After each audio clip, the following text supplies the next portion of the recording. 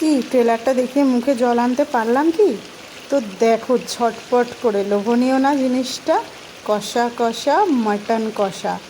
তো চলো, এটা তোমরা না সব কিছুর সাথে ট্রাই করতে পারবে। এবার তোমাদেরকে আমি রেসিপিটাই নিয়ে যাই। ফার্স্টেই কড়াটা গরম করে দিয়ে দিলাম সর্ষের তেল। একটু মাটনে একটু সর্ষের তেল দিলে ভালো করে একটু জমে যায়। সাদা তেলেও অনেকে করে, তবে আমি সর্ষের তেলটা প্রেফার করি। আর আমার ব্লগে আমি আজ পর্যন্ত মাটন রেসিপি একটাও দিইনি, এটা আমার ফার্স্ট রেসিপি। তো দেখো, এখানে আমি সমস্ত কিছু উপকরণগুলো দিয়ে দিলাম। এটা হচ্ছে গরম মশলা ছিল, তার মধ্যে তেজপাতা। ওগুলো একটু লাল লাল হয়ে গেলে দিয়ে দেবো পেঁয়াজ। পেঁয়াজটা একটু ভালো করে লাল লাল করে ভেজে নেব। তারপরে তো চলে আসবে আমাদের মেন উপকরণ, মাটন সুন্দরী। দেখো পেঁয়াজটা আমার লাল লাল করে ভাজা হয়ে গেছে। দেখো আমি এখানে নিয়েছি মাটনটা দিয়ে দেবো। তোমরা কে কে মাটন লাভার আছো একটু কমেন্ট করে জানিও। কার কার এইরকম কষা কষা মাটন খেতে পছন্দ করো, তারাও একটু কিন্তু কমেন্টে জানিও। তোমাদের কমেন্টগুলো দেখতে আমার খুবই ভালো লাগে। আর তোমরা যদি সুন্দর সুন্দর কমেন্ট করো না, আমার রান্নাটা করতে আরও বেশি ভালো লাগে। তাই আমার ভিডিও যদি তোমাদের খুব ভালো লেগে থাকে, একটু লাইক কমেন্ট শেয়ার আর ফলো করে একটু পাশে থেকো। আর কিছুই চাই না, জাস্ট এইটুকুই তোমাদের কাছে চাওয়া।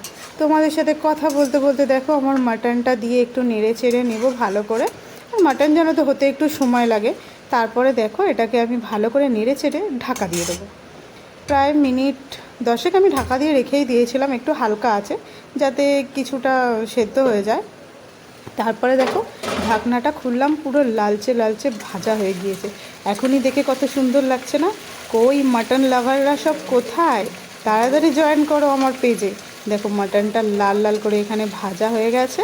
এবারে এর মধ্যে আমি অ্যাড করব সমস্ত মশলা। মশলা মানে হচ্ছে আমি একসাথে মিক্সিতে পেস্ট করে রেখেছিলাম আদা, রসুন, পেঁয়াজ আর টমেটো, চারটে একসাথে। পেস্টটা আমি 2 চামচ খানেক দিয়ে দিলাম। আমি একসাথে পেস্ট করে নিয়েছিলাম, আলাদা আলাদা কিছু পেস্ট করিনি। তারপরে পরিমাণ মতন লঙ্কা গুঁড়ো, হলুদ গুঁড়ো আর নুন। লঙ্কাটা তোমরা স্বাদ মতন দেবে। আর মাটনটাকে আমি একটু না দই দিয়ে ম্যারিনেট করে রেখেছিলাম, সেটা আমি বলতে তোমাদেরকে ভুলে গিয়েছিলাম। খুব হালকাভাবেই আমি মাটনটা রান্না করছি, বেশি কিছু তামঝাম করিনি আমি। এটাই জাস্ট তোমরা দেখো, এই যে আমি পরিমাণ মতন সব দিয়ে দিলাম, দিয়ে একটু ভালো করে নেড়ে চেড়ে নেব। তোমরা ঝালটা তোমাদের পরিমাণ মতন দেবে। আর আমি একটু জল দিয়ে এখানে কষে নিচ্ছিলাম একটু ভালো করে, খুব ভালো করে একটু কষে নিলাম আমি জিনিসটা একটু সুন্দর করে। দেখো দেখতে কেমন লাগছে, ভালো লাগছে তো? দেখো কষাটা জাস্ট কমপ্লিট দিয়ে তারপরে এখানে আমি একটু দিয়ে দিলাম। দেখো ঢাকনা দিয়ে আরও মিনিট 10 মতন আমি রেখে দিয়েছিলাম। আর মাটনটা না এখানে খুব ভালো, বেশিক্ষণ সময় লাগে না। অনেকে মাটন করে প্রেশার কুকারেও করে, আমি প্রেশার কুকারে করি না। আমি এখানে কড়াই ইউজ করি, কষে কষে হালকা আছে মাটন সেদ্ধই হয়ে যায়, বেশ ভালোই লাগে। তোমরা এটা ট্রাইও করতে পারো কিন্তু বাড়িতে। তারপরে দেখো এখানে আমি এবার জল অ্যাড করে দেবো এটার মধ্যে। আমার কষা কমপ্লিট হয়ে গিয়েছিল। তারপরে লাস্টে এই যে গরম মশলা দিলে একটা আলাদাই স্বাদ আসে।